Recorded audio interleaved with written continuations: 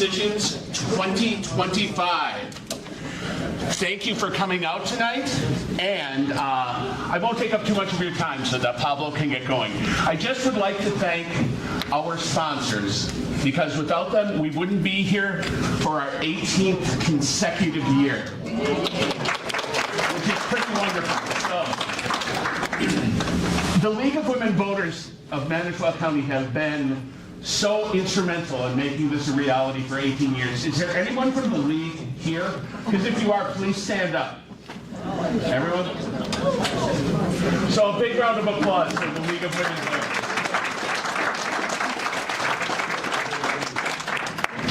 Our other sponsors are the Manitowoc Public Library Foundation, the Manitowoc Public Library, and the Lakeshore Unitarian Universalist Fellowship. So another round of applause since we're going for all of our sponsors. Before I turn it over to Pablo, I just want to make a quick couple of announcements for the League of Women Voters. This Friday is the District 1 Aldermanic Forum at City Hall, starting at 6. Is that correct? Yeah. At 6 o'clock. So even if you're not in District 1, please show up and see what the candidates are all about.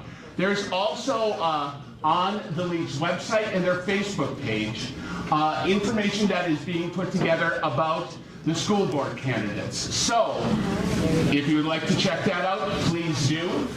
And that is all I'm going to take up tonight. I'm not actually going to talk your ears up. I'm just going to turn it over to Professor Pablo Toral of Beloit College. Thank you very much. Thank you very much for coming out. Quick question. Do I need to bring this mic close to me as well? No. Okay, just this is good. Okay. Just one on your shirt. Okay. Thank you for coming out today, the first talk of the series. Thank you, all of those who are following online.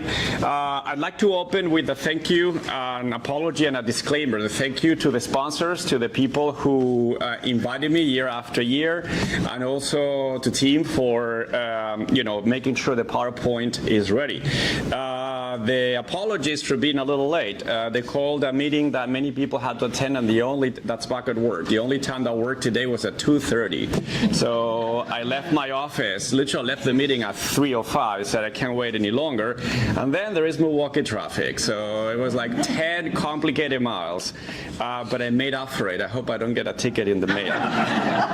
But I'm glad I made it. It was actually very nice after that. I think once I got to MEC1 from there, it was easy. And the apology is that so much is going on the topic that I'm discussing today that when I sent my PowerPoint to Tim yesterday, it's already outdated because the executive has changed some things. So I'll point that out. But I think that is part of the relevance of the topic. It's an evolving field. So with that, tell you a little bit about myself. Tim always asks me to put a professional biographical note there. I teach environmental studies and international relations at Beloit College, and I'm currently doing a couple of book projects that span areas of international political economy, environmental issues as well. So I'll go through that quickly because that's not really what you came here to hear. So I always like to advance the structure of my presentation. I've divided it up into 5 parts. The first one is I always like to go over the arguments in the booklet that you're getting to point out some of the key points made by the author and then elaborate on it. So the second one is an assessment of the last 8 years of post-liberalism, a concept that I will discuss in a minute that the author makes a big deal about. The third one is the meaning of economic governance, global in particular, and why it matters, because the reading today and the topic is about the role of U.S. leadership in global economic matters. I want to talk a little bit about the 4 potential scenarios that the author develops, only really briefly, because because I think we more or less know what direction we're going. So I think there's probably one that is better than the other four, the other three. I think he points out four. And then I'll end with a couple of conclusions and maybe a few talking points in addition to the ones that are provided in the essay. So I'd like to open by highlighting Drezner's key points. Daniel Drezner is a major student of international relations and diplomacy. He teaches at the Fletcher School of Diplomacy at Tufts University in Washington, D.C., which is one of the leading schools of diplomacy in the country. So very accomplished, very important program, very well connected with the diplomatic corps, so he probably knows a lot more than he says, but he says a lot more than we knew before he wrote that. So that's good. Couple of things that I want to take away. One of the points he makes, and I'd like to call your attention to this, is that there's really no big difference between Donald Trump and Joe Biden. Okay, you probably disagree with that. But on one point, in terms of economic policy, they are closer to one another than they are different. So that's one of the points that I will talk about, and I have some data to basically see if there's empirical evidence to support that. Because his argument is that in essence, there's aspects of Donald Trump's economic policy that Joe Biden did not change. So Donald Trump led us in a new direction, and Joe Biden said this is actually not a bad thing. So we'll continue to stay the course. So what is that? It's what he calls post-liberalism. So Drezner talks about three main approaches to global economic governance. So global economic governance. What that means is that when we think about the economy, the world economy, we think about who is in charge of making sure there's clear rules, the rules are respected, and the rules are enforced. And according to Drezner, and there is consensus in the political economy literature, we can actually see three distinct periods. One is the post-World War II period. That was a period that succeeded an era of economic nationalism. The US and the UK in particular decided that it was very important to create an open economic system where the world would move in the direction of openness to trade, to investment, to the free flow of goods across the world, in part because the idea is if countries compete economically, see where that got us, World War II, if instead they collaborate, they'll be depending on one another. If you sell something that I need, I'll buy it from you, so that means I need you, I'm not going to go to war with you, and if I have something that you need, you won't go to war with me because you can just buy it from me. That was the principle that informed what we call the post-World War II system. And the global economic rules were enforced through the United Nations. The UN was divided into different agencies. One was in charge of making sure that these principles translated into trade policy, financial policy, economic policy. The UN had rules that all of the countries that joined the UN had to follow. So if you didn't like the rules, you could change them a little, but only from the inside, and that was the idea. Things began to change in the 1970s. It's the period of neoliberalism, according to the scholar. In the 1970s, we saw one important diversion. Until the 1970s, there was this idea that the government and businesses and industry had to work very closely together because one needed the other to work well. Beginning in the 1970s, the scholar argues that we moved in a direction in which the idea is less government is always better. And if government is absolutely necessary, that will be apparent later. The emphasis is on removing the government from the economy and from businesses. We call these the period of neoliberalism. Part of that has to do with the end of the gold dollar standard by the Nixon administration. Until then, the government worked hard to make sure that the value of the currency was a function of the amount of gold that we had in a safe somewhere in the central bank. Since then, the U.S. the dollar became a commodity. There was no plan to back the value of the dollar against a resource, a reserve, in this case gold. And that is the symbol of the move to this new era. Everything is a commodity. The third is the one that begins with Donald Trump in 2016, which the author calls post-liberalism. So I'll get into that in more detail later. So What are his key arguments?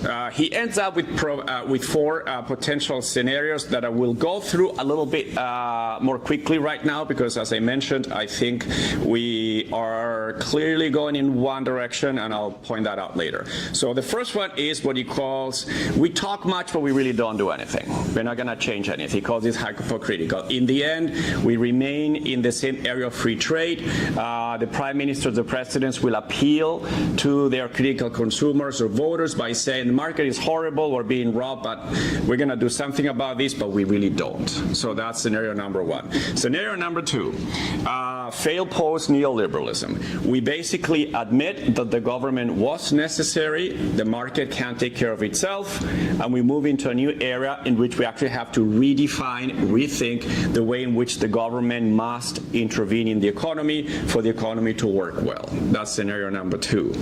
Number three is what he calls, Drezner calls post-neoliberal paradigm shift, de-risking. And that's one in which the idea is the market mostly works well. People are not very happy with everything related to globalization, but with a few fixes, we can actually make it work.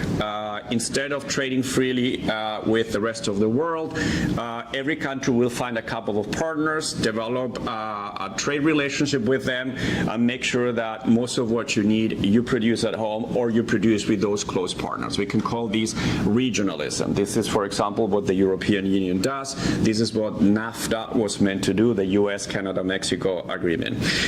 The fourth scenario is what he calls economic nationalism decoupling. And he's basically saying this is what happened in the 30s that led to Nazism and economic nationalism of World War II. And he says that's there's a lot of hype about this, we're going in this direction. He says no, there might be some economic nationalism going on, but we're not going back to World War II. So don't worry, that's not the one. Okay, so we're moving into section number two. So it means it's one of the other three. The second one is I want to assess with some data what he's talking about. So his idea is that when Donald Trump came in, he said too much of free market, free economics, no, no, no, the government must tame the markets. I'm going to change this, we're going to bring production close to home, we're going to be protecting some jobs here in the States, we're not going to be buying from some countries, etc. The focus particularly during the first Trump administration was manufacturing. The key is to bring manufacturing jobs back into the U.S. He really singled that out. So in part also because he believed that manufacturing imports were mostly responsible, or to a great deal responsible, for the huge trade deficit that the U.S. runs. So has that led to success? Well, this graph suggests that the trade deficit didn't get better, it got worse. So we see an increase during the Trump administration. The increase continues. It's not as steep during the Biden administration. So in essence, little change there. So from that perspective, if eliminating trade deficits was the goal, that policy failed. But there is more to the story, of course. A couple of things that really matter. There has been a significant increase in manufacturing jobs in the U.S. So the share of manufacturing over GDP in the U.S. has grown by 30%. That is actually a significant increase in only 8 years. However, the share of manufacturing is very small. In places such as Wisconsin, Illinois, what we call the Rust Belt is greater. So we tend to think manufacturing is bigger as an overall share of the overall U.S. economy, but it really isn't. The U.S. is mostly dependent on services. So the increase is significant, but started very low. What's interesting also is that it did not result in a significant increase in manufacturing jobs. So the share increased by 30%, but the number of manufacturing jobs only by 4%. And what that means is that businesses are actually starting to make things closer to home with machines. Which means that the jobs that are being created are normally high-tech jobs, people with engineering degrees, people with many years of college. And many of those are actually being imported. These are immigrants because the U.S. economy is not producing enough people with those backgrounds. So if this one of the stated goals of the first Trump administration was to lower the deficit, that didn't happen, to increase manufacturing, that did happen, and to lower immigration. Well, without immigration, this increase in manufacturing wouldn't have been possible. So what we see is that it's very hard to meet all of the policy goals. So there were some successes, but there were some misses. One of the goals of the U.S. is China. So if we look at China, what we see is the deficit with China has actually decreased. So we still keep importing more from China than we sell to China. In fact, our exports are pretty much flat, but we buy less from China. So that's clearly there. The European Union has also been a target of President Trump's accusations. What we see is also a decline of both exports and imports from the European Union. The deficit with the EU is real, but it's smaller than with China. The Europeans buy more from the US than China, but we still export less than we import from both countries. Here's where things get interesting. Canada. What we see is trade with Canada has increased. So Canadians buy more products made in the US than they did a few years ago, and so have imports increased, mostly during the Biden administration. So, but I really want to be cautious to give credit to Biden for this, because changes as dramatic as these, economic changes, the structural changes, take many years to happen. So while we see that the increase happens mostly during the Biden administration, this is the result of the seeds that were basically sown during the Trump administration and the fact that Biden did not change course, which is what allows us for change to happen. Yes?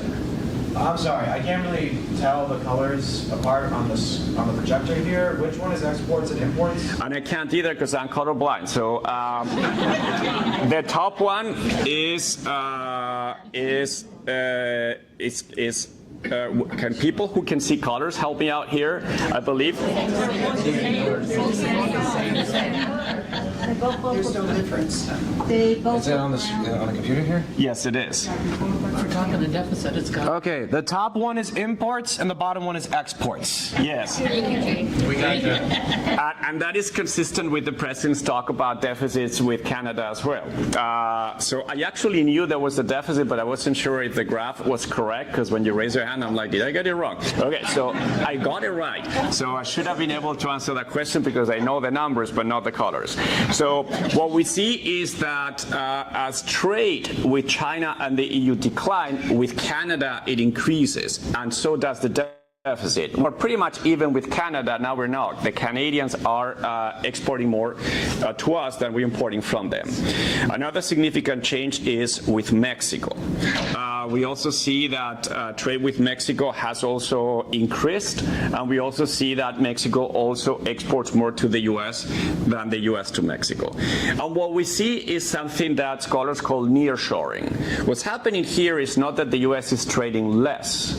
What we see is that businesses are responding to the messages they're getting from the president about potential threats or about real tariffs, introduction of tariffs, which businesses don't like. Businesses don't like it when the government changes the rules. So some businesses have decided to move production closer to home, away from China, away from Europe, and closer to home means sometimes into the U.S., which explains the increase in manufacturing jobs and activity in the U.S., but mostly to Canada and Mexico. So this is what scholars predicted, and the data suggests the same, and we should expect this to continue probably into the next 4 or 5 years, at least during the second Trump administration, potentially into the next one after Trump in about 4 or 5 years. So these trends that we see here are likely to continue. So, in conclusion, what we see here, what the data suggests is that the new approach to economic policy, the idea that we want to bring production closer to home, is actually happening. It's nearshoring. Some is coming to the U.S., but it's mostly going to Canada and Mexico. We also see that there has been an increase in jobs, which is one of the goals in manufacturing jobs, but that increase is very small. there has been an increase in investments in manufacturing technology. So basically, those cities, those hubs that have access to technology, to people with degrees in high tech, are benefiting the most from these activities. The third section of my presentation is economic governance, and this actually is one of the key points that the scholar is raising. This might change. He doesn't quite tell us in what direction. He has a couple of hypotheses, but I want to make sure that we understand why this matters, because the direction that we go will shape everything else. We've already seen in the data clearly that 4 years of Trump and Biden actually have an impact in international trade and investment. So whatever happens next will likely have an impact as well, and I suspect that it will be going in the same direction. So why do countries create international economic governance? By governance, we mean a group of people, countries working together to lead to govern. We don't have a world government, but we all agree that the world should follow certain rules because we like predictability. So we call this governance. We have to have different countries work together with leading corporations that are making investments around the world, who can guide us as to what kind of policy is necessary, and then we need to create an international organization to actually enforce it. And that's normally one of the agencies of the United Nations. So the UN is always the default agency that gets the job of executing things. And it hardly ever gets the resources, by the way. So one of the goals is, why do we have trade laws? To avoid protectionism. We're so good at producing what we do that we produce more than we need. So if we didn't have international trade, we probably wouldn't be keeping the same living standard. So one of the goals of international trade has been promoted extensively by the US since the mid-20th century because we produce more than Americans buy. We produce more corn than Americans, our cattle eat. We produce more cars than we actually need as well. Whether it's via Canada, Mexico, that's a different story. But we produce a lot more cell phones than we actually need, so we need to have international trade for the world to help us. But at the same time, it's very hard to grow the food that we eat in Wisconsin in the winter, so we need to import it from Mexico. So the lettuce has to come from a greenhouse in central Wisconsin, heated with a lot of gas, or it could come from Florida, from California, most likely from Mexico, from a little bit of all of those. So Mexico could literally starve millions of Americans to death in the winter if they wanted to, which I suspect has been communicated to the president by the President of Mexico. Very politely. Okay, so that's why this matters a lot. The US and Mexico and Canada are meant to work together because they've been working together for decades, and they need one another when they do. And so far, they've been there for each other. So another thing that's really important is that markets and governments cannot exist without the other. One will fail and require the other to come and help. The other one will also trip at some point, and the other one will be there. So economic governance is about governments and businesses, markets working together across the world. This is what is at stake here. So a couple of things that are really important as well. We do not believe, social scientists who study markets, we do not believe that markets are self-creating, self-sustaining, self-functioning, self-stabilizing. There's been this myth, this idea that the market will always self-adjust, but history has yet to prove that. So we know that markets work really, really well until they don't. And then the governments are asked to help. So basically, we need to make sure that we let the markets work very well when they do, but we have to make sure that we're ready, the governments are ready with the institutions and the resources for when the markets don't. So normally what we see is that the size of a government, we talk about smaller government, and there is actually lots of scientific evidence to support that the size of a country's government is a function of the country's economy. Because as the economy grows, the capacity of the government to keep the economy well functioning also has to grow as well. So normally what you get is there is some discussions about whether some countries have big markets, small governments, or big governments, small markets. The more successful economies show that the two of them grow hand in hand. So getting it right is very important. Another thing that's important to keep in mind is that partnership has to make sure that the transaction costs of doing business, of doing whatever we need, are low. Everything that is low in cost, whether it's access to information, to technology, will make our lives better because it will increase our living standards. So it's very important that governments and markets communicate and get it right, because they need to collaborate. And one of the aspects that is being raised in the readings is the importance of the welfare state. If markets are left alone, they will create winners and losers. And the losers will hurt. And in democratic systems, the losers will actually use democracy to try to bring down a system that doesn't work for them. And we can't blame them for that. So that's one of the arguments that I will bring up a little later, but one of the leading scholars who won the Nobel Prize for simply saying that the losers, when they lose, they don't like it. But he did a lot of research to prove that. So my students really like it when I simplify the reasons why people win the Nobel Prize to that point. So it's more complex than that, but bear with me, we'll get to that.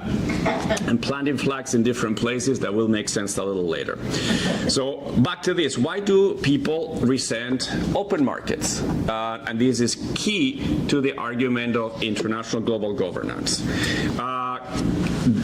People do. When people don't like an open market, they want to manipulate the market, and they expect the government to manipulate the market. And normally we scapegoat. So when something doesn't go well, we blame it on the poor or the immigrants. So one easy way to do that, well, you're poor because you don't work hard, you're immigrant, you come here to steal my job. So one easy fix to that, or one easy thing to sell, is that, well, we'll fix the immigration problem with protectionism. Let's protect our interests. Let's be patriotic. So that's an easy political claim by which governments can justify normatively the need to manipulate a market. People will respond to that. Another one is the social opportunity cost. So every policy that we make will have some benefits, but it will have some costs. And people are very responsive to the social cost. Okay, all of those things are great, better technology, better phones, but this industry just closed down in town. Do I now need to move? You know, people in my family can no longer do the thing they did forever. People are responsive to that as well, because people have emotions, people know their family's history. And that also is a good argument that is used to resent a government, to call for a government intervention in the economy. And another thing that's very important that normally ties those two together with a third one is that you can tell people the economy is doing better today than it was 4 years ago. But if you see a neighbor who's doing better than you, you're not going to like it. It's the idea of absolute gains versus relative gains. Are we all better off in general, according to the statistics? Yes. But are we all keeping the same living standard? Are there some industries where the pay has increased more? Are there industries that went down? And that's another thing that the losers are very likely to pay attention to. This globalization business is working very well for Silicon Valley, but is it working well for me? So the idea of relative gains, the social cost of things, and also nativism, xenophobia, those work very well together to justify violations of free movement of goods, services, trade, investment across the world. And those are very easy to justify because we live in a world that is divided into pieces of real estate that we call countries. And countries are assumed to be sovereign, and they can make any decisions that they want. So doing this across borders is more complicated because we don't have a world government. So we dealt with this in the past, and this is the period of embedded liberalism. This is a term that is used by John Ruggie, a professor from Columbia.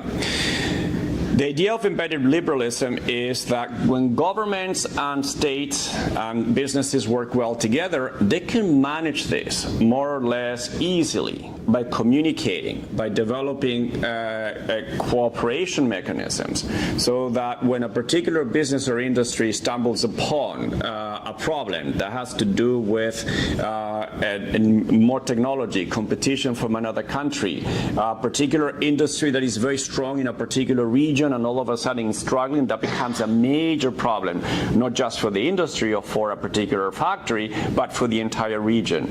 So when that happens, we have introduced rules into governance mechanism to allow for governments to violate the rules of free trade, free investment, and to even support industry. We call these a process of embedded liberalism. The idea is that we create a free economy, we allow for people to have freedom, to put their money where they want, to go to work wherever they want, and the government won't do anything about this, but we do allow the government to make exceptions in the interest of a particular community. We call, or because the system might be not functioning well. We call that, again, embedded liberalism. And that, under the leadership of the UK and the US, remained the norm between the 1940s and the 1970s. So, very important. The US enacted a number of laws that happened in this context. I mentioned a couple of laws here. One is the Smoot-Hawley Act of 1930 that was created at a time of global economic upheaval and crisis to allow the US government to introduce protectionism. That was the 1930s. That followed the crash of 1929. The idea is, I'm going to protect my economy by building walls around my economy so that Americans will buy American. The result of that is that other countries did the same. So through the 1930s, what we had was a period of poor economic growth up to a point, and an increased rise of economic nationalism around the world, along with fascism. So when it became clear that if all countries do exactly the same, nobody's problem gets fixed. Because then some countries are not going to have access to things they need and they can't produce. They're going to have excess production of something that they don't need. So countries around the world will find it harder, not easier, to move along. So in 1934, the president was given the power by the legislature to actually lower those tariffs. Some of the legislature said, I know that globally, it makes sense for us to lower tariffs, but I will not get elected in my district if I advocate for free trade. So what I'll do is I'll call for protectionism, I'll vote for protectionism, but then the president will be expected to overrule me. So this is how we came to this really interesting, seemingly contradictory legal system, where one law basically increases import taxes, while the other one allows the president to lower them, so that the legislature doesn't look really bad if the economy goes bad. There has been a number of new laws that were introduced over the years to allow the president more power to do this, and this is why the president matters. Trade was a matter of legislative mandate, but the legislative mandate now allows the president to overrule under certain conditions, to make amendments under certain conditions.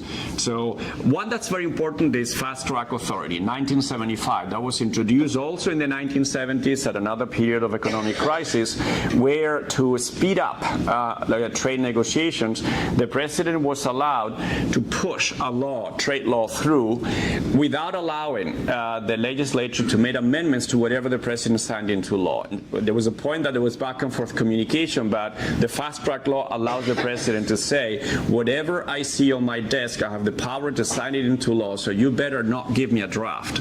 You better give me something that you're happy with, because if I like it, I'll go with it.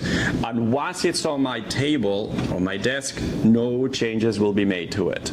So whatever clause you want to add for your district, whatever pet project you want to support or protect, put it there, because once I sign it, there's no touching it. Again, another goal is here to increase economic power in the hands of the president to facilitate the solution of these international legal disputes. What we see here is that the U.S. exported this mechanism to the rest of the world. Ideas, policy, good and bad, is just like products. They get exported as well, they get traction. One of the good things about this is that the U.S. has been shaping the policies around the world. Most countries around the world have looked at the U.S. If it works for them, maybe it works for us. So this approach of embedded liberalism, this push for liberalism gradually has also been embraced by other countries, especially by Europe, mostly by the European Union and the UK. So those are basically teamed up with the US. We put the embedded liberalism process together. We're going to go with liberalism together as well. The Europeans also have a preference for multilateralism. Multilateralism means that it's a lot easier to agree to things, to implement things if 20 people agree to them rather than 2. You have to go one at a time. It's very complicated. So the EU normally gets all of the countries of the EU to agree on what kind of policy they want, and then they allow the EU to negotiate on their behalf as a group. So that instead of having 26, 27 countries to negotiate with the US, it's just one, but the one is 27. But the idea is that we share the same approach to policy. And another thing that's really important, both in the US and the European Union, is the idea that conflict will arise, disputes will happen, and the solution has to be mutually accepted. So the creation of independent settlement mechanisms has also been a cornerstone of these policies. So normally the enforcer is one of the United Nations agencies. When there's a trade dispute, there is an organization with a tribunal that will hear the case and eventually adjudicate, and the parties agree to comply. There is penalties implemented for compliance, etc., etc. These principles were developed along the way in the framework that we know as GATT, the Global Agreement on Tariffs and Trade. This was supposed to be an international trade organization supported by the US after World War II that was going to rely on key principles of American economic philosophy. One of them is the principle of, we call single undertaking. It's easier to agree to a package of things rather than go one by one. Single undertaking means that when countries agree or discuss economic policy, instead of discussing an economic agreement for the exports or trade of computers, they do computers, cell phones, and many more things. The idea is it will make it easier. Oh, I think the computer has decided to take a break, but it's coming back. It is. Okay. Consensus. The computer's back. Another one is the idea that all of the participants have to agree. The idea is that no country is stronger or better than the other. We're all equal, and we all discuss, and we all agree. So the principle of consensus is there. And again, the idea that when we disagree, once we have an agreement, if we disagree on interpretation, we ask an independent adjudicator to look at the cases and issue a statement. By doing this, the norms are neutral, they're equal for everyone, and nobody benefits. And that's a justification for free trade. The U.S. pushed this very substantially. So starting in the 1940s, the U.S. decided to embrace all of those principles that I put up here. I'm not going to go through all of them, but this is pretty much part of the same framework of global economic governance that the U.S. worked really, really hard to embrace. And the embassy of the U.S. in different countries had a department that made sure that these were discussed. Some of those principles that are really, really important, I'll call your attention to a couple. One is multilateralism. The U.S. has had a preference for multilateralism, meaning that there's too many countries in the world. Let's just work through one organization. So if we can agree to one organization that everybody goes to for trade, for investment, things will be easier. We call this multilateralism, rather than one-on-one. The second one is non-discrimination. Liberal economics is based on political liberalism, the idea that we're all free and equal, nobody's better than anybody else. So the idea is that you cannot discriminate against the investments or the products of other people just because they were made by people who spoke a different language, who looked different, or who were in a different country. So this is the principle of non-discrimination. And MFN is a correlate to that. The idea that if you do not discriminate against my people and the products that we made, I'm going to give you most favored nation status, meaning I'm going to reciprocate. You are just like me, most favored like my people, because you treat my people like you treat yours. So equal treatment.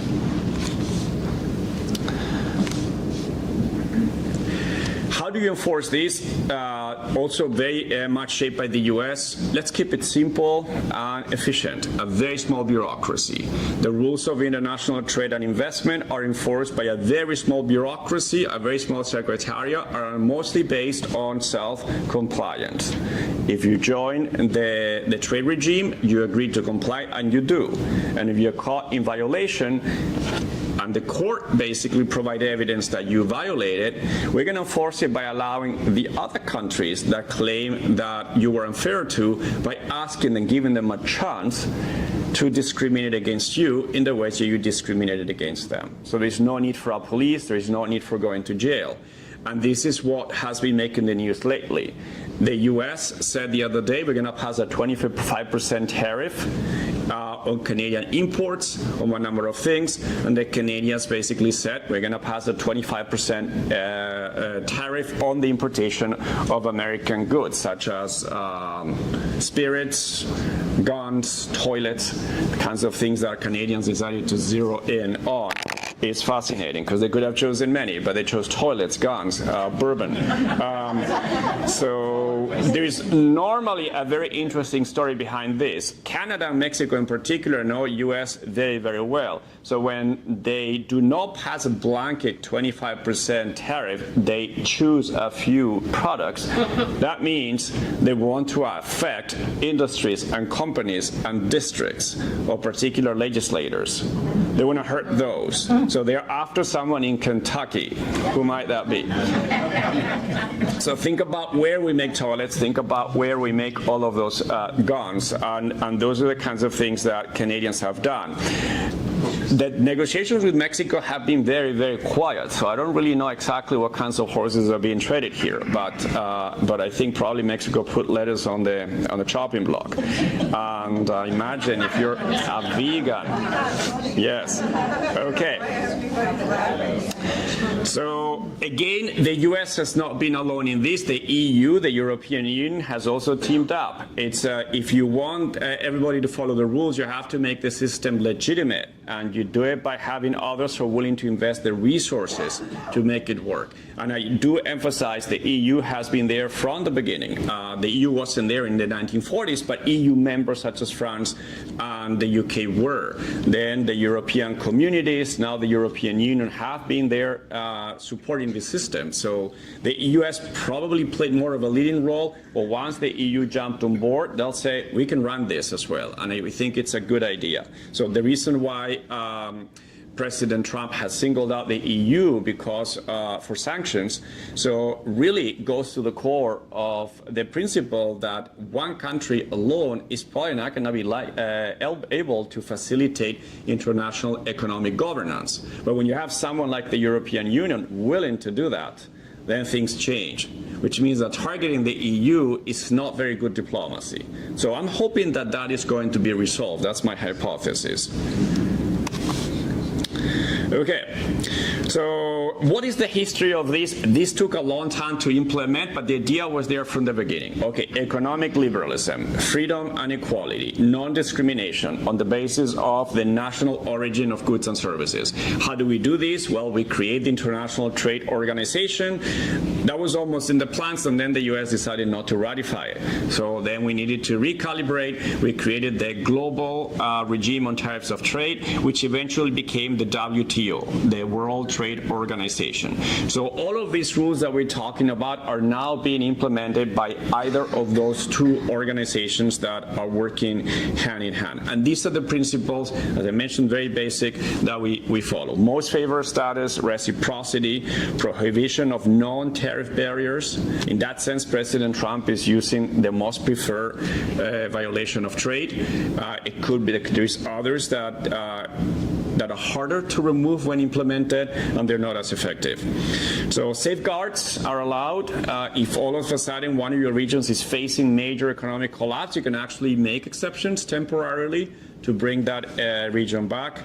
And the arguments have to be market-driven, economically based. The government will jump in to protect an industry, certain businesses, but there cannot be political considerations behind this.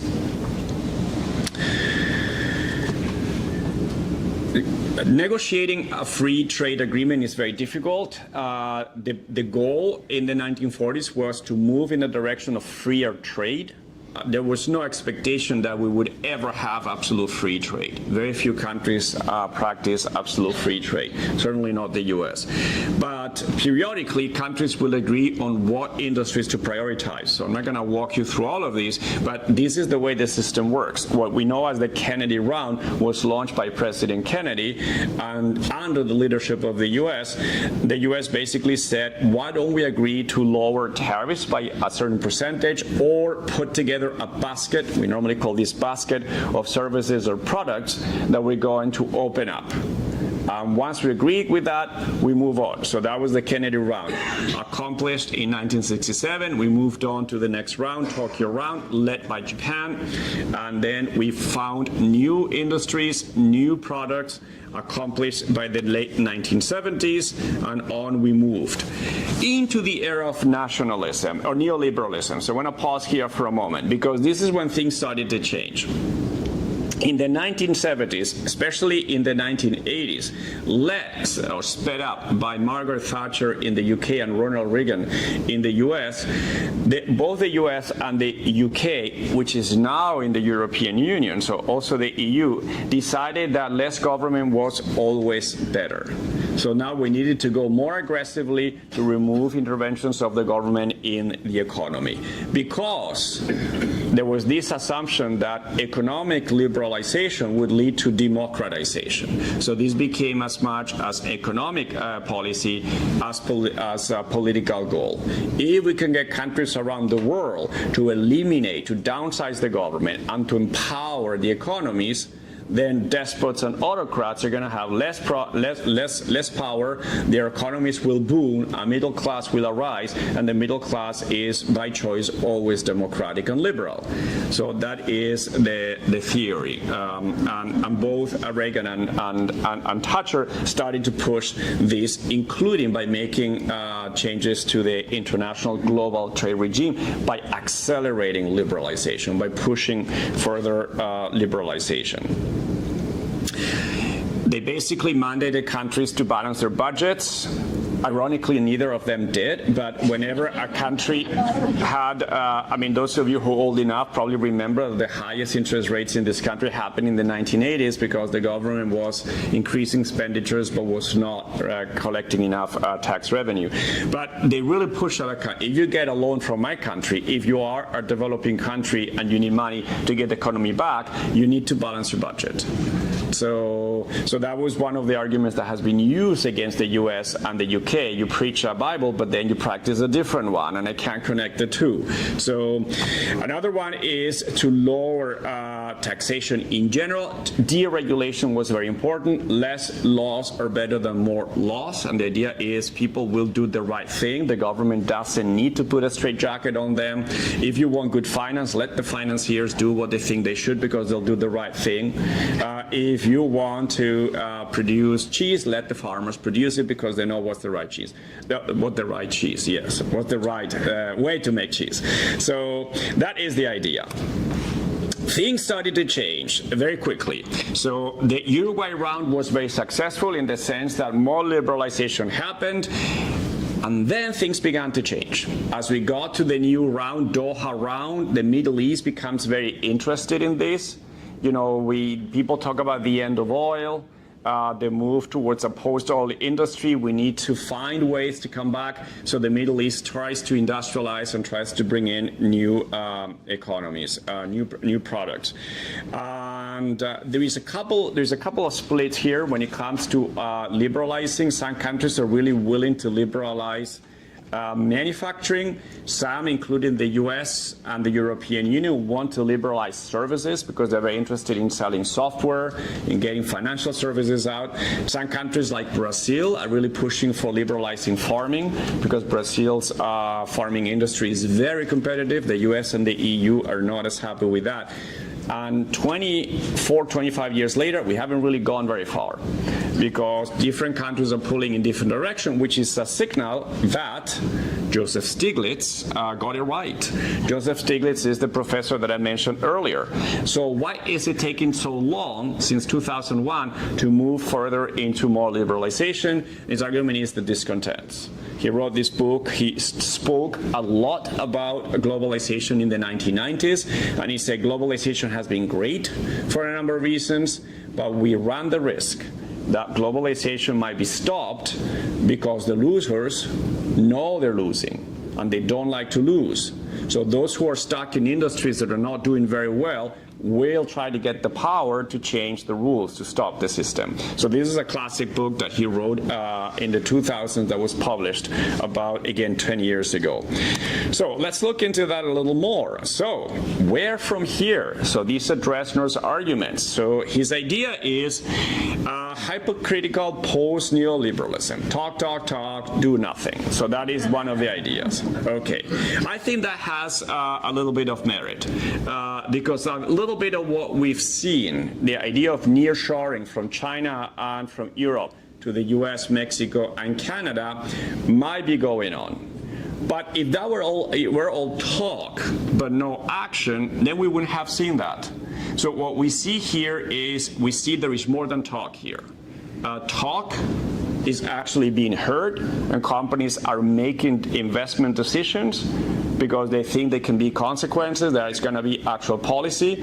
And we have this thing we call path dependency. Once you take a step, that closes a door and opens new ones. So once you move production from China to Canada, it's very hard to move it back to China. Once you move production from China or the European Union to Mexico, it's very hard to move it back there. If you move it back to the US, it's probably not going to move out now. But if you have moved production into the US, you're likely going to require people with high-tech skills, which means that because we're not producing enough in American universities, you're going to have to create an immigration system because the jobs that were being done outside are coming home, so you need to bring the people who are doing those jobs. It doesn't work that way. If you really want the best, you have to get the best people who know how to do it, and if they were doing it in China or India, and you bring production to the US, the companies are very likely to bring their stuff with them. So what we see is more high-tech jobs in manufacturing, but mostly filled by people with high-tech degrees, and many of them coming from other countries where we used to do this before because they're the ones who know how the industry works. I'm generalizing, of course. There is exceptions to that, but that also explains why there has been a rise in immigration into these industries. The second scenario is the idea that post-neoliberalism has failed. The idea that Ronald Reagan and Margaret Thatcher push for less government, more markets has failed, and now the government is going to be really big and tell industry what to do. I don't think that's correct either, entirely at least, because I don't think President Trump is intending to basically tell businesses what to do up to a point. I think he's trying to steer them in a particular direction, but businesses know what they do. That's why they do it, and they want to be left alone. They certainly will listen to policy, particularly in industries that depend a lot on regulation, but at the same time, they will continue to do their thing. So we're not going to see the end of post-neoliberalism as critically as is spelled out in this scenario. We have a couple more.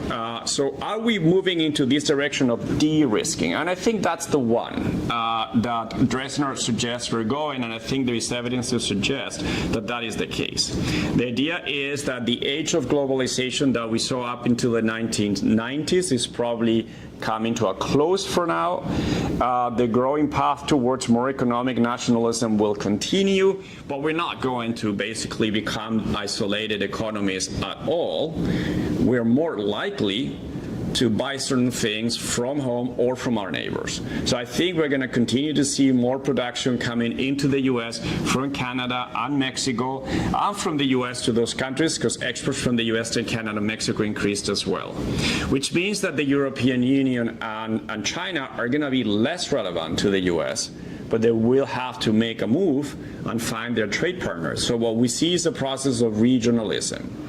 Not necessarily a dramatic shift, but a significant enough shift. And I think that is going to continue.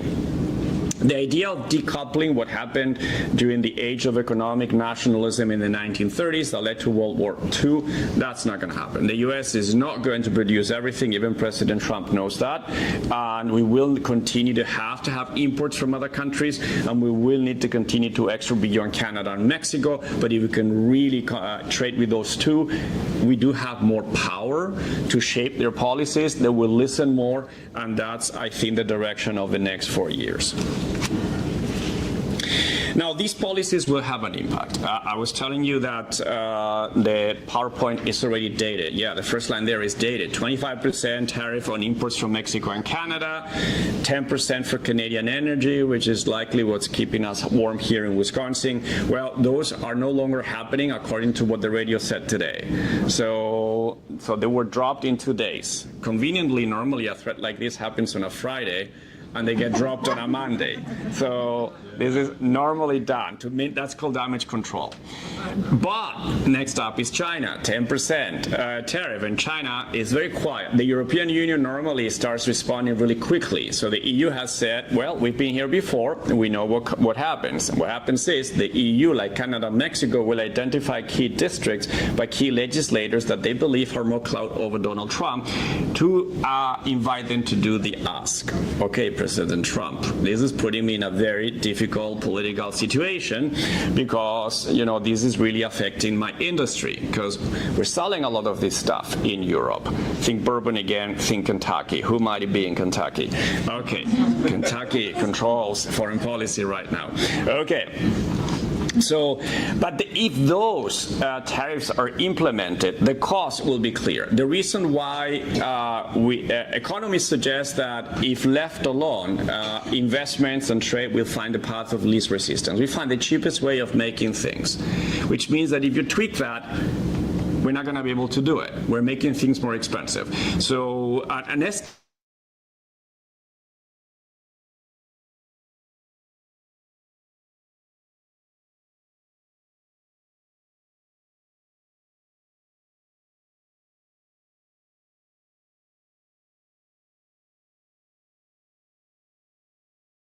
which you might think that is an inflationary measure. Yes, it is.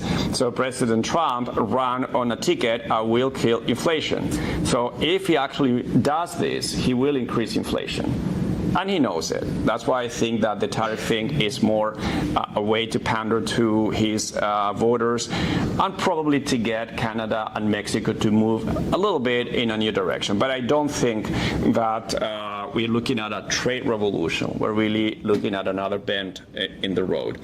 Another one is if that happens, we're looking at less tax revenue. So not only are Americans going to have to pay more for the same, this is going to have a direct impact on jobs in this country and salaries, and there's going to be less tax revenue coming in, which means the government is going to have to find more resources to pay for everything. So the president of Mexico suggested the other day that almost 5 million American jobs exist because they produce things that we buy in Mexico.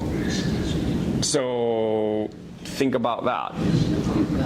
So, and Wisconsin, Mexico is one of the top 2 trade partners for Wisconsin, far as it seems to be. You know, Mexicans use a lot of corn, and Wisconsin produces a lot of it. So think about the impact for farmers. Cheese. There's a lot of cheese going south as well. So it's a very clear direct impact to the economy of Wisconsin if Mexico decides to enact policies. And we have a number of legislators from Wisconsin who are very loud these days. So very likely to have been heard in Mexico. So I think it's very likely that if Mexico does come out with a list of potential products to be targeted, some of them will affect Wisconsin very directly. So let's move to conclusions. What's at stake here really is the basic principles that should inform our economic system, our economic relations with the rest of the world. So are we seeing the end of globalization? Is this the end of capitalism as we know it? Those are the big questions that academics sometimes like to ask. Spoiler alert, no. Okay, but that means changes are coming. So I want to talk to you about what we call the varieties of capitalism literature. This is a group of economists who are basically claiming that talking about capitalism is not very useful because there is no one capitalism, there is many capitalisms. Different people have different societies that have different appetite for business, different appetite for government. So Canadians pay higher taxes because they want to have universal health care. Americans don't. So that doesn't mean that Canada is not a capitalist economy. It's just a capitalist economy whose people don't want to have to pay to go to the doctor, except that they do through taxes. But that's a choice they make. And that's the kind of conversation that the economists think that we should be having these days. Because what President Trump is suggesting is we need to move into a new economic model and we need to move into a new era of capitalism. And I want to redesign it. And you can help me do that, or you choose to stay out of it. But that is what he's asking countries to do as well. It's basically because the U.S. is such a big chunk of the world economy. When the U.S. makes a significant policy turn, that has implications to the rest of the world, and the rest of the world will adjust accordingly. But once they adjust, if the U.S. decides to go back and say knock, knock, knock, let's go back to 4 years ago, they will say, well, you know what? We've moved on. So now the rules are different. We have new friends, we have new partners.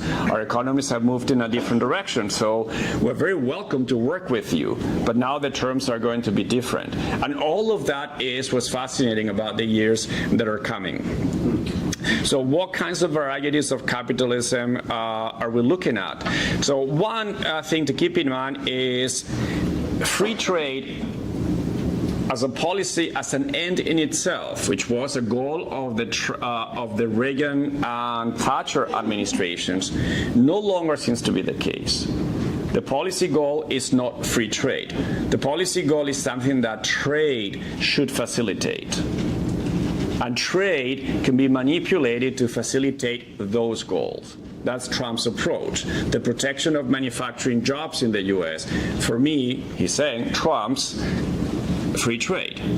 I'm not a free trader by nature. I believe in free trade when it works for me and my people. So we're moving in that direction. Another thing that we see from the new direction of U.S. is the idea that maybe a free economy that doesn't work for all needs more escape clauses. Maybe we can make exceptions for the losers. And maybe the government needs to be there for them, because those are the ones who got me elected. So that's another direction we're going. Okay, free trade is not an end in itself, and while I will respect most of the rules, I reserve the right to take a break from now, every now and then, if my people hurt.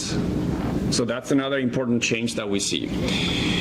The third point that we also see is that the rise of Trump, many scholars claim, is a triumph of democracy, a triumph of American democracy. My department chair, Beth Dougherty, will shoot me if she heard me say this. I hope she's not watching, and don't tell her I said this. But there's a big discussion in political science. Why do I say this? Well, I'm actually repeating other scholars. I would qualify this. The idea is when the losers of our society elect the government, you know your democracy works as good as it could be. It's not the powerful that elected the government, it's the losers. And the Stiglitz argument was back then, the losers are organizing. The losers want a messiah. And when somebody comes across as a messiah, then everybody else is going to hurt. And we're not doing anything about it. So even Stiglitz, who called for free trade, claimed we need to make exceptions. We need a social safety network. We need unemployment benefits. We need retraining programs. We need to give people access to health care. If we do all of that, people will not try to stop globalization. But if people only see some in Silicon Valley making billions, while they can make it to the end of the month, they probably will. And his argument is, well, a triumph of democracy in a way, but not a triumph of liberalism. And that is the big distinction. Democracy is the way we choose our rulers. Liberalism is that once elected, they respect the rights of everyone, and they work equally for everyone. They protect everyone's human rights, etc. This is a big debate as well. One of my regions of expertise is Latin America. Latin America has 100+ years of experience with Trumps. Many have come and gone. And this is normally the pattern. So if anybody who is watching the Trump era in the US is going, well, more of the same. Let me talk to you about Ecuador in the 1930s. Let me talk to you about, these guys in the 19 teens. So that's really what's interesting here as well. The idea that, in a way, democracy has it allowed for Trump to rise. This was the case across waves of populism in Latin America. Those outside candidates, crazy populist candidates, only survived because there was a democracy. And that, in a way, is to be celebrated. Now, the fact that some of the policies that are being advocated are not liberal, it goes against the very foundations of American politics. And that is problematic. But Latin America has been there as well. So there is a way out. Those who love Trump, enjoy the moment. It will go on for a few years. Those who don't, it will be done. At some point. Sometimes it goes for a decade, sometimes a decade and a half. Sometimes the army will take care of the problem. But I don't see that happening in the US, and let's hope not. I'm not advocating for that. So let me just conclude with a couple of slides and then open it up for discussion. I borrowed a couple of ideas for Danny Roderick. He's a very prominent economist. I believe he's at Harvard. He talks about the trilemma. And he said, when looking about the relationship between government and the economy, we need to think about the fact that there is three things that we would ideally like to have, but we haven't figured out how to have more than two. And societies are now being confronted with the need to make the choice. Which one of those two do we want? We can have democracy and or national sovereignty and or economic integration with other countries. But we can't have all three. So which ones are your choices?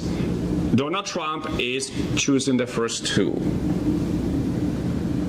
Kamala Harris was somewhere between 1 and wishy-washy to 3, which meant nobody knew exactly where she was. That was part of the problem. So that was that's pretty much where we are right now. And Roderick claims that every society has to make these choices, and there will be moments when you kind of lock yourself into two of those, and then there will be mounting consensus that things might need to change. So this is an exciting time because we're really going through this. If anybody wants to read, he wrote this in 2007. You can just click or type up The Inescapable Trilemma of the World Economy, and you can read more about that. So in conclusion, governments matter, states matter, and you cannot have functioning markets if you don't have functioning governments. So the relationship is very clear.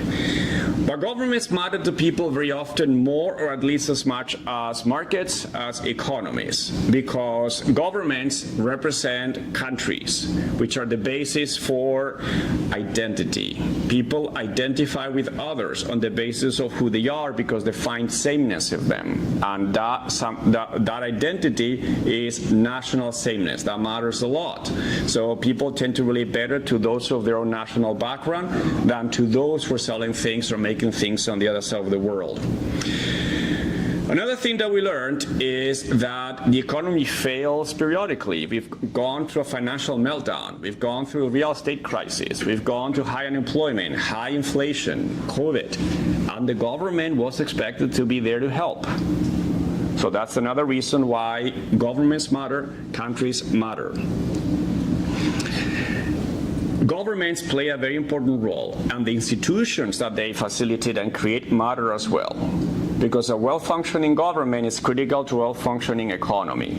So we need to make sure that we create the right institutions that those institutions can have clear regulations, the regulations that the society wants, and that those are stable, that they will stabilize economic and political relations, and that they're legitimate as well. The rise of the discontents, according to Stiglitz, came out of a perception that the economy is illegitimate. It's making somebody rich, many of them in California, many others in China, but it's making me poor, and that's illegitimate, and I don't like that my government is pushing this system for the benefit of others. So what variety of capitalism are we moving in? Thatcher, Reagan, big market, small government, back into the World War II. We just came out of a war. The country is in need for reconstruction, so we need a strong government, but that will empower a strong economy. And now we're moving in the direction that too much market led to undesirable results, the creation of winners and losers. Now we're no longer together in this. It's us versus them inside. That's not good basis for policy or for politics. So what role does the world and global governance play in this, and what role will the U.S. play in this? Because the U.S. has been very critical for the last 80 years in organizing the rules of international global governance. China has said already that if the U.S. is pulling out, this is the way that China is phrasing it, the U.S. is pulling out while we're filling in. We are ready to lead.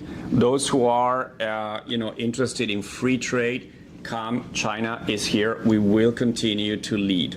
That puts the European Union in a very awkward situation, because the EU is now thinking, US, we are allies, and now China is saying that you live in the room and they're coming in, what do I do? Do I follow you, or do I stay in the room with China? And we know that we don't get along very well. So those decisions are being made right now. But I will turn it over to you, because I'm sure you have lots of interesting thoughts, questions, and concerns, and you have plans to rebuild our variety of capitalism. So let's hear them. Thank you very much for your patience.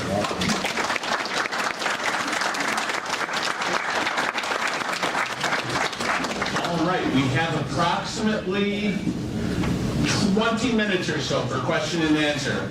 My lovely assistant this evening is Stacy Bialik, who you may know as our building manager, facilities manager. He will handle questions on the left side of the room. I will handle questions on the right side of the room and online. If anyone has questions or comments, just type them into the comments box and we will get to them. So, who would like to get started?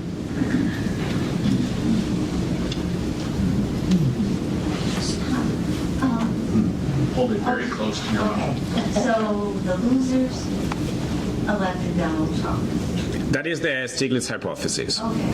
So how do we explain the richest man in the world putting $1 bajillion into Trump's campaign, and Mark Zuckerberg putting $1 billion into Trump's campaign? So how do we sort of balance our thinking about how the winningest of the winners seem to be hot for Trump, and yet his base keeps being described as those who have sort of lost out in the competition for education and jobs and stuff? Yeah, there is a couple of ways of answering this question. So the question is, if the losers elected Donald Trump, how do we explain that the more successful ones, the winners, are actually, joining in? Well, they don't want to steer the ship in the direction that they will be the losers. So the best way to get what you want is to be sitting at the table. We call this rent-seeking behavior. Rent-seeking is when your gains come from your access to power and decision-making, not based on your own merits. The idea is that, we get what we deserve based on our effort and our talent. But if the government helps you, why not? So this is, in a way, rent-seeking behavior. The government is moving in a new direction. The rules of the economy are changing. I want to make sure that I'm there to set those rules so that they work for me. And that, in a way, what you're pointing out is a seeming contradiction. Because if the argument is the winners got us to lose, now the winners are actually the ones who are coming to the rescue. Yeah, the winners win for a reason. We call these rent-seeking behavior. So they will probably come up with rules. For example, one of the questions that sometimes my students ask is, the government is very likely to stop investing in EV charging infrastructure or the subsidies to EV cars. If Elon Musk is involved with government, who owns one of those companies, why would he allow something like this to happen? Because his cars are very expensive and the people who buy them don't need the subsidies. It's for General Motors, Stellantis that need those subsidies because they sell to people like me. And if I don't get those subsidies, I continue to drive my 2000 Honda Insight. So that is the difference. So in a way, he benefits from ending those subsidies because his company does not need subsidies anymore. It's Detroit that does, the losers. It's not California.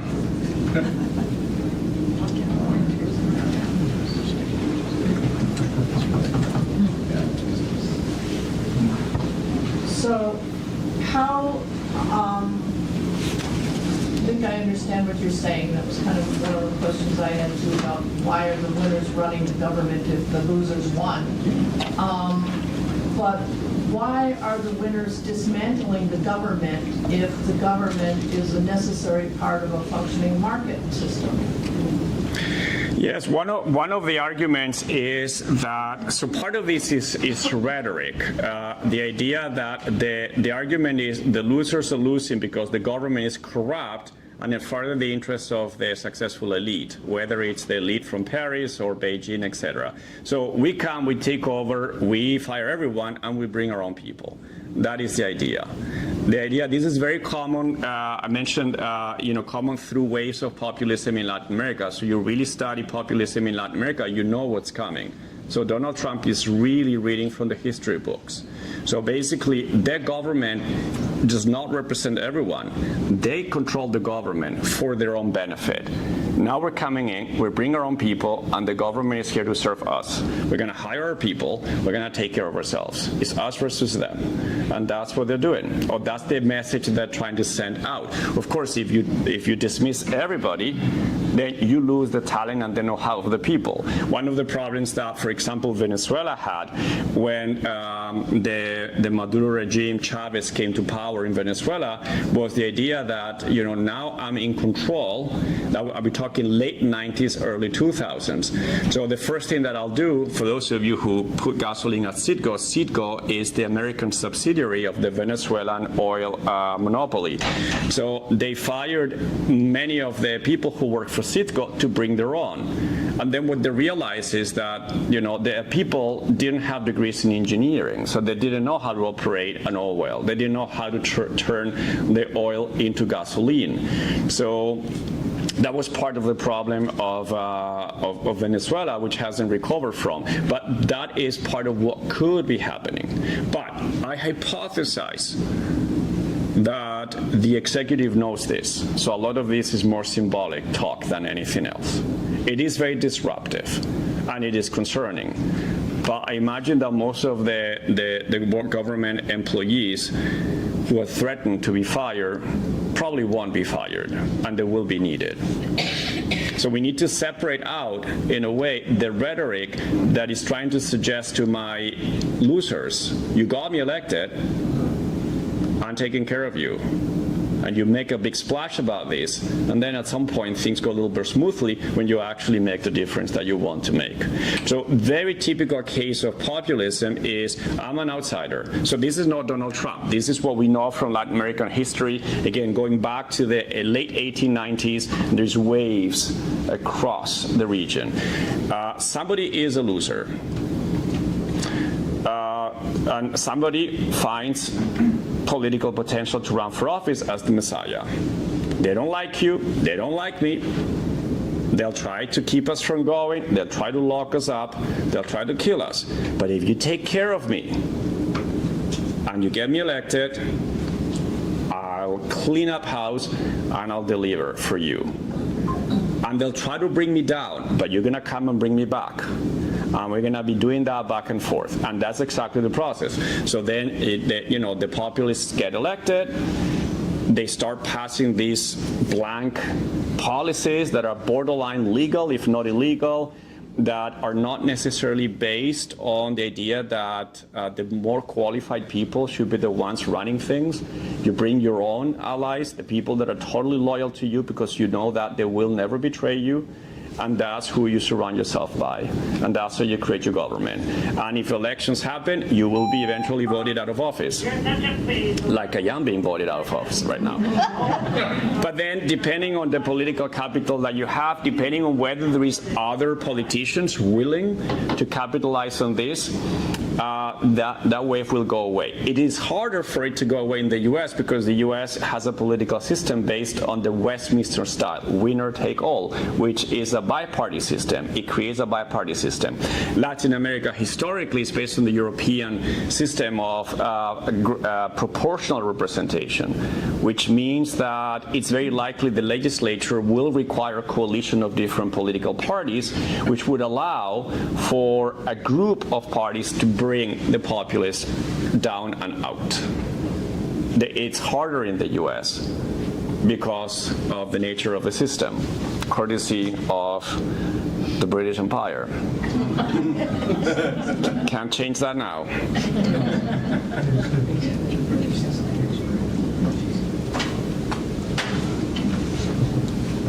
All right, I got a question. In this current political climate, with so much populism or factionalism, often these economic issues are boiled down to like partisan issues, like, oh, it's the Republicans' fault or the Democrats' fault. A popular sentiment, at least those of my generation, is that you can't hit it on one single party. It's the whole system that's at play. At least unless my generation, the common view is like, Republicans are the one for aggression and more privatization, while the Democrats are for, what's the word I'm looking for here? Settling the goalposts for accommodation, nothing much changing. How much of this would you say boils down to not a partisan issue, but more of a systemic issue in terms of just the system as a whole? Yeah, that is a great theoretical question in a way. To what extent is this a structural issue as opposed to a partisan or bipartisan issue? Going back to my background on Latin American politics, normally these are the result of deep-seated issues in the society. And I emphasize issues because normally these are not about policy. People who elect Donald Trump don't care what policies he's going to implement. It's the issues that matter. Keep it simple on the issues. For example, the fascists in Argentina rose because, in part, I'm going to oversimplify, because the immigrants coming from Europe were discriminated against. And they were not given the power to vote. So they said, you elect me, and I'll tell the locals that, we're here to stay, we're going to be making a difference. The women got the right to vote in Argentina because Evita also, fascist in many ways, said, you elect my husband, he'll give you the right to vote. They did, and he did. So many people claim populism is shock therapy. A significant fundamental failing in our system, in our political system, is happening, that a populist will come and stage a political revolution that will lead to radical change. But you need the system to start hitting a big wall for something like this to happen. Eventually, there will be a fix, and it will go away.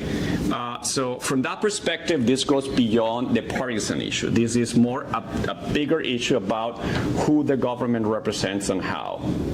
And the argument that again, the Stiglitz hypothesis that is consistent with the literature on populism is that the system is perceived to be illegitimate by some that are denied political and economic power. And all of a sudden, they see that someone acknowledges that, they're not dismissed, they're actually taken seriously, and they get mobilized. And that leads to change eventually. So there's a huge discussion. That's what I was telling you. If I was in a way being facetious, but one of the discussions in the political science literature is populism good or bad for democracy? The scholars are really divided on this. It's bad in the sense that it signals a failing of democracy, a failing of our political system. But it's good in the sense that if the society wakes up and they work together, they can come out stronger. And that is the difference. In Latin America, very often this leads to a coup d'etat and a dictatorship. The military, taking over, a few people get killed, and then a new president is brought in. Sometimes this has led to periods of dictatorship. There is so much literature on this, I'm not going to settle it for you, but you're really putting your finger on something critical that I think goes beyond Trump. Trump is the symptom of a deeper problem. And addressing Trump is not going to address the problem. It's like Western medicine. You go to the doctor who fixes the symptoms, but not the cause of the problem. Your body will eventually fight it out. So Trumpism, in a way, it's a clear symptom that the political system was failing. Someone noticed it. Whether you like his fixes or not is a different story, but that's what we are dealing with, and that was one of the points I was trying to make with the discussion. Trump believes the failing is global, and we need to change the global rules, and that's the direction he's moving. And that's why it's not just about what is at stake in the US, it's about the relationship of the US to the rest of the world, and how the rest of the world will take it from here and engage the US or not. So that's huge, and we are very likely to actually be a part of this. The alternative is Costa Rica. Nothing ever happens there, or Switzerland. So good it's boring. Because this populism is geopolitical, is worldwide, it's global, as opposed to national. Are the benchmarks different? Are they going to be dramatically different? In other words, if this was happening to us in the United States, or in Ecuador, or in Venezuela, would there be like 5 benchmarks that we see go along other than a coup d'etat? And is that going to be different globally as we move in that direction? That's another fascinating question that political scientists are discussing. To what extent, how much of this is similar across the board? Are the fixes the same? One of the arguments that I try to get across is we're all unique. So our problems have some similarities, but we have our own uniqueness in our own political family, and we all know what those are. And sometimes we look at the neighbors to see how they're doing it, and you go, oh, I wish I could do that, but they're not going to agree to this. So I need to find my own fix. So we talk about political cultures in this case. To what extent we have a number of countries that are facing the same problems. We call that a particular political culture. In the case of Latin America, I mentioned populism has been the norm for more than a century. We know it's coming. We know it's going to come sooner or later, and when it does, that's because we got something wrong. And then we'll get something right, and then things will be smooth for a while, until they're not anymore. And that is what's challenging about this. The US does not have such a long history with populism. In a way, the problems in the US have been of a different nature, but not at the systemic level, and now they are. And whether the solution is going to be global, or not, there will be some common fixes. But one thing that we see is the rise of extremism. We see the rise of fascism in Germany, in France, in Hungary, in Poland. We see the rise of the extreme left in Venezuela, in Latin America, the far right in Argentina as well. That also shares a history of fascism. So what we see is a disenchantment with traditional politics. And the people that are perceived to be the messiah are the one that comes from the radical polar opposites of the political spectrum, the far right and the far left. And that began in the 2000s, and we see that it caught on in the US in the teens, and it's still happening in the 2020s. So we'll see what happens. It takes political charisma, leadership. It takes political bravery, but some politicians to stick their neck out and say, I don't like the direction this is going. We're going to go this way. So it takes a lot of that. It also takes for people to be educated, to understand what's going on, and to understand what potential solutions are, long-term desirable solutions, so that the people coming behind us can actually have a place where they can live civilly. And right now it doesn't seem like our kids are getting that.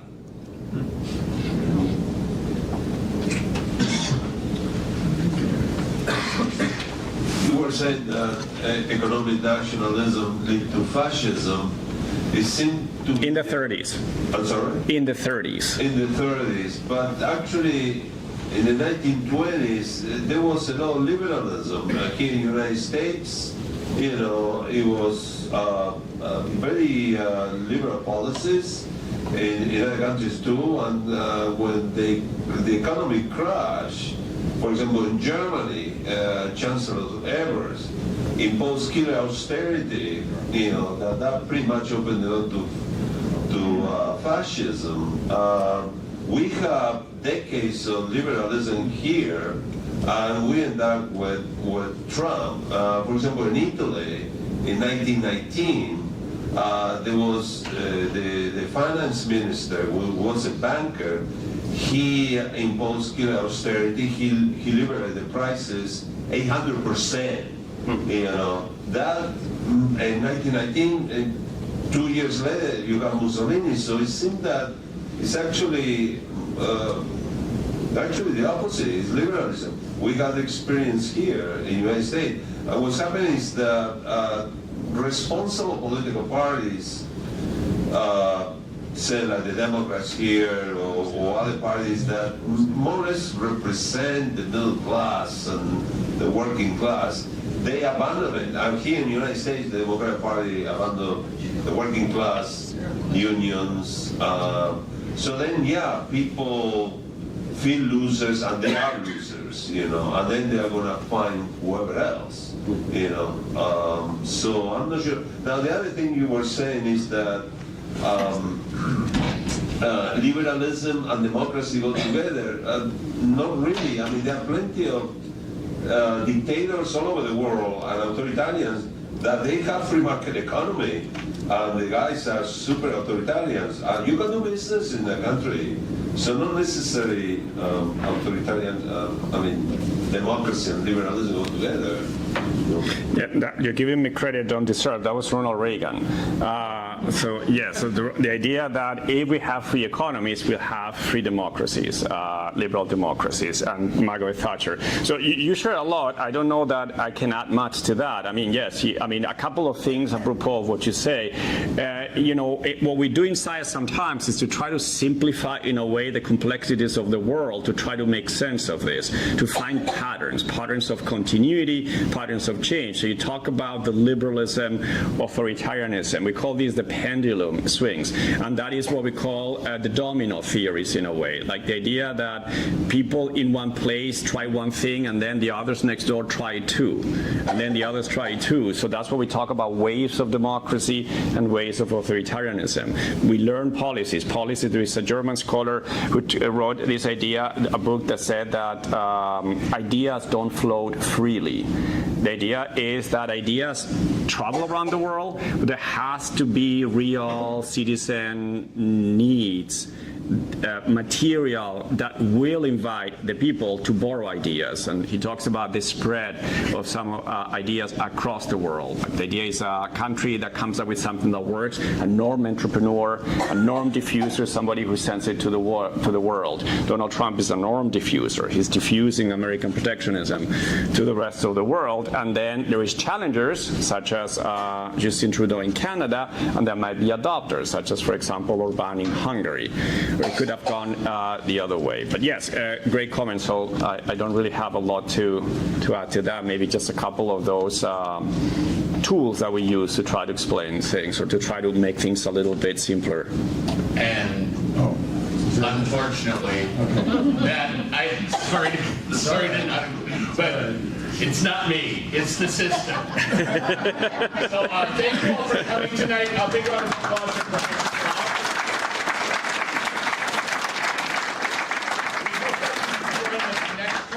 When Beth Doherty, a fellow staff member of Professor Toral's, will be here talking about post-Gaza, U.S. diplomacy in the Middle East. So, another great discussion. Also, if you would like the companion publication that goes and describes all of the 8 topics and talks about them a little more in depth and from a different point of view, they are available at the front desk. for $15, cash or check. Have a great night. Thank you so much for coming. See you next week. Thank you. Safe travels home.